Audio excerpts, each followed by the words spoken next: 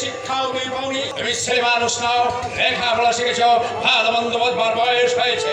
তাই হয়েছে বলেই তো একটা ধূসর ভবিষ্যৎকে নিজের জীবনের শ্রেষ্ঠ আশ্রয় বলে মেনে নিতে পারছি না বাবা।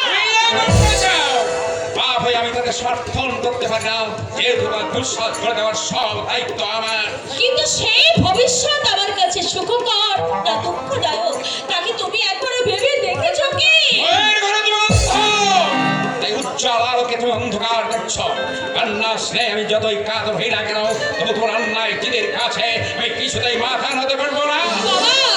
স্পষ্ট দেখতে পাচ্ছি দুদিনের মৌখিক ভালোবাসার খেসারত দিতে হবে তোমাকে জীবন ভর চোখের জলে। উল্টোও তো হতে পারে। আর তাছাড়া আমার মোহ, এটা আবার তুমি ভাবছো কেন? বাবা, মোহ নয়, কৌশিককে যে আমি মনে প্রাণে ভালোবাসি।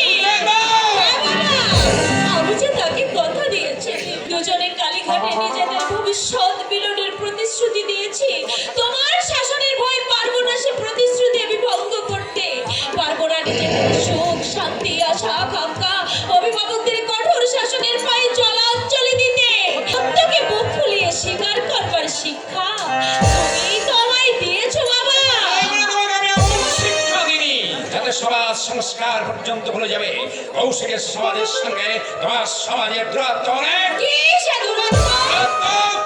চাল চলো আচার ব্যবহার অর্থ সম্পদ কৌশিক গরিব আর তুমি অভিজাত ঘরের ধনির দুলারি। কিন্তু বাবা, রূপে গুণে বিচার বুদ্ধিতে কৌশিক কি কোনো ধনির দুলালের চেয়ে কোনো অংশে কম? আমি তোমার সঙ্গে তর্ক করতে চাই না। আমার শেষ কথা, এই প্রদোষের সঙ্গে তোমার বিয়ে হবে।